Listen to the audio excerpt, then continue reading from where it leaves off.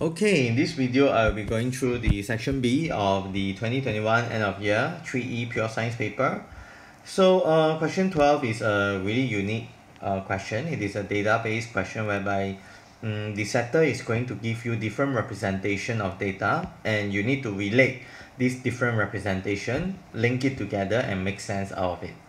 So usually in the part A, we are going to give you something easy. So in this case, they are asking you to describe the characteristic of what you see, right?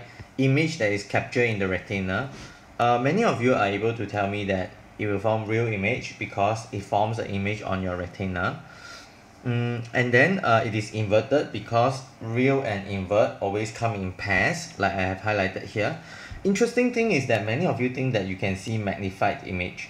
So what do I mean by magnified image? If your eyes, right, now you just don't look at the screen, look at something distance, okay? Now you look back at your screen. I want you to use your willpower, right? And cause your eyes to do this.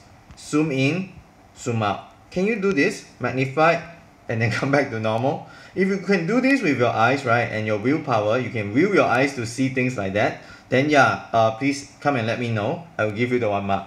So what is the meaning of magnified image? This is the meaning. If now I'm looking at an iPad that is okay, now let's say I'm looking not at the iPad but looking at my iPhone, which is about my size of the palm. If it is to form a magnified image in my eyes, right, that means my eyeball need to be at least bigger than the iPhone. So unless you have an eyeball that is bigger than the iPhone, if not, your retina cannot contain a magnified image, right? In fact, since now you are looking at your iPhone, or if you are looking at the TV, please ask yourself, is your eyes as big as the TV? Because if not, then how can the image of the TV fit into your retina, right? So unless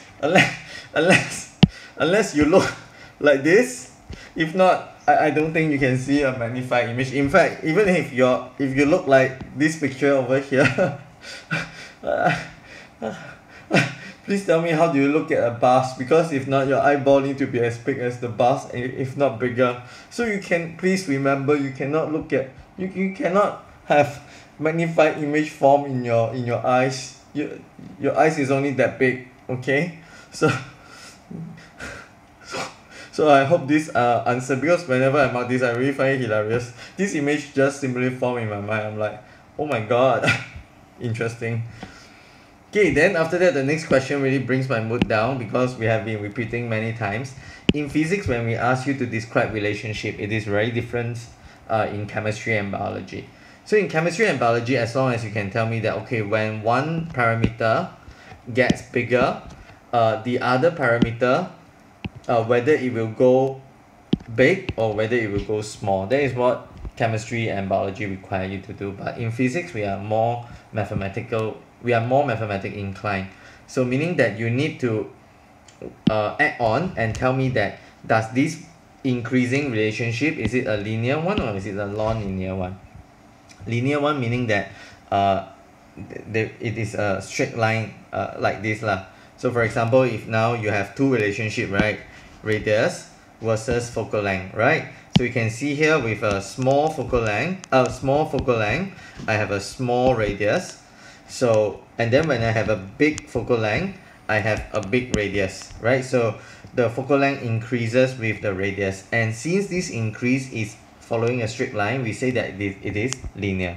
If it is not a straight line, then it is called non-linear relationship. So I hope you learn this, okay? Okay, now for part C, it really depends on whether you remember this. So here it says that you need to suggest a value for the curvature, which is looking at a distant object. So first of all, you need to know that what it means by a distant object when it comes to physics. Distant object simply means that your light ray is approaching your lens parallel to the principal axis. And you learned this pattern before. When you have a light parallel to the principal axis, striking the focal length, striking the lens, what you are going to get is that the light will get bent and it will be directed to the first focal point. So therefore, you will have such a ray diagram. Now in terms of the eyes, this means what? This means that this is your lens of your eye, and it means that it has to curve such that this first focal point should actually hit the retina, so that your retina can receive one sharp image. So as a result, since your retina is 2.4 cm, it means that from 2.4 cm focal length, you should turn your lens such that your radius is 1.92. So when the radius is 1.92, your lens will have a focal length of 2.4, such that it will actually bend the light and form it on the retina so that it is 2.4 cm. So this is what I mean by combining the data to form meaningful information. So what are the data we have combined? So let's recap. So first of all, you need to know when the question is asking you distant object, you need to know that, oh, okay, distant object, right? It means this ray diagram, right? Parallel ray striking the lens, and then after that getting converged, bend and converge to the focal point. And since you know that the image is forming at the focal point, it means that you need to put your retina over here. So to put your retina over there, right, you need, that means because your retina, this point retina is fixed at 2.4 away. So now this means what? This means that if I need my retina to be here, this means that this distance has to be 2.4, right? And this distance of 2.4 should correspond to my focal length of my lens. So in this case, now I know that my lens should have a focal length of 2.4. I will use this chart to determine what is the curvature that I need in order to produce a focal length of 2.4. So in this case, if you read it correctly, you will get 1.92. So since you have read this reading from a graph, you do not need to round it up to 2SF because you read it. Yeah, so therefore you will get 1.92. Okay, for part D, it is quite difficult. So part D, indeed, it is a challenging question. They are asking you to explain whether it is possible to have a magnified image of an object formed. So I think in the beginning, I already keep laughing, so I will keep telling you that it is impossible to form magnified object. So why so? Now, if you refer to your notes, right? So let's refer to one of your notes. You will have something like that. To form a magnified object, you need to place your object somewhere here. And actually you can do some experimentation when you have the object within the first focal length, right? So I do an experiment over here. So down here, can you see I have placed the object at 2 focal length away from my lens, and I will be able to form same size real and inverted object at exactly 2f, right? This is when I place my object at 2f from the lens, right? Now my object is at 2 focal lengths from the lens. Now if I shift my object towards the front, you will notice that my image distance here will get shifted, right? And since I know that I now need to form an enlarged object, meaning that I need to place my object here, this means that my image will form even further away, right, from the retina, correct or not? So because of that, in order to produce a magnified image, the image will actually keep moving, will actually form more than 2f away from the lens, right? So if I want to form an enlarged object, for example here, enlarged object, right? Oh, sorry, I shouldn't draw so near, right? So now I want to draw an enlarged object. So from same size, right, at 2f away, I will get same size, right? If now I want to form an enlarged object, it means what? It means that I need to now move into this yellow region.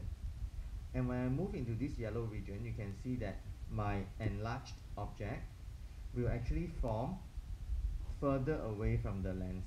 are further away from the lens. Can see, right? So now this distance between the image and the lens is now more than 2f, right? So now if you think about it, in order to form my magnified image, my sharp image can only form at more than 2f away from the lens. Okay, this is from content knowledge that you need to know, right? So first, I'm showing you a comparison. Same size object will form exactly at 2f if you put your object at 2f. Now if you want to form enlarged one, you need to move in within the yellow zone, right? This yellow zone. So if you place it in the yellow zone, the image form will be enlarged. As you can see here, it is taller now. And you can see that the image is now moved away from the 2f line. So I align it this way to show you that it indeed moved away from the 2f line. Now once you understand that, then let's look at your figure 12.2. So if you look at your figure 12.2, you can find that your minimum f is actually 1.2. If your minimum f is 1.2, it means what? It means that in this diagram, this will be 1.2, this will be 2.4. This will be 1.2, this will be 2.4. And what does this mean? This means that if I were to have an enlarged image, it means that my sharp image can only form at a distance that is more than 2.4 cm from the lens, right? Correct or not? The sharp image can only form at more than 2.4 cm from the lens. Okay, because in figure 12.2, this is already my minimum. So this is like the minimum distance already. It's not the maximum, it's the minimum. I'm using 1.2 to set all these dummy value.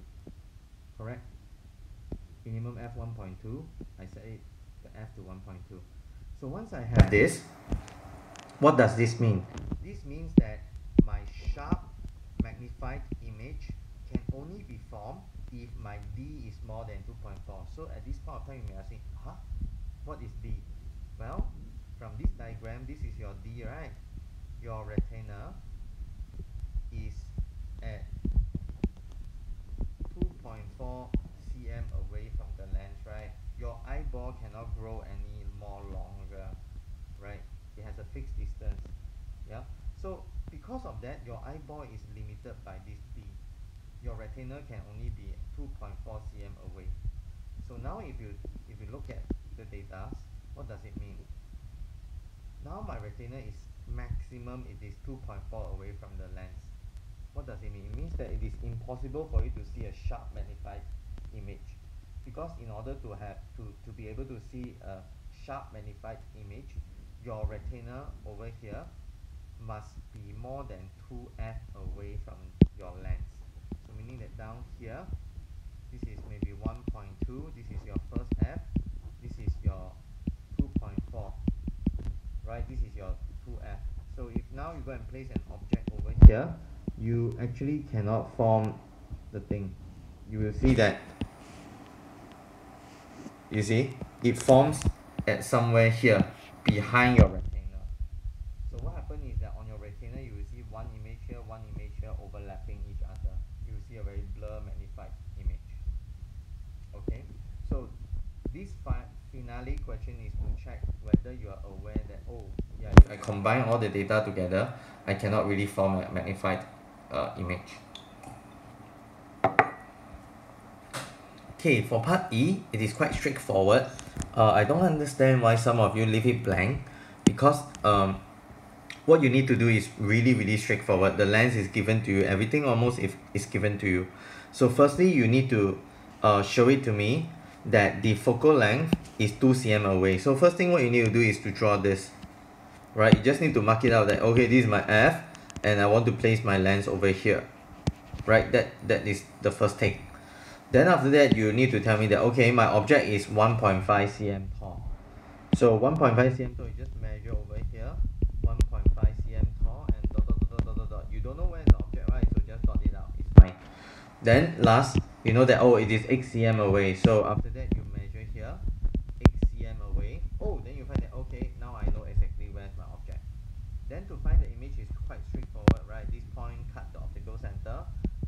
that straight line, cut the focal point, and you'll be able to find the image. So if you do it properly, this question should be kind of like give you the marks. Okay, so if you didn't get this correct, good luck to you in set 4. This is very basic question. Okay, so do seek help if you find that you are stuck here.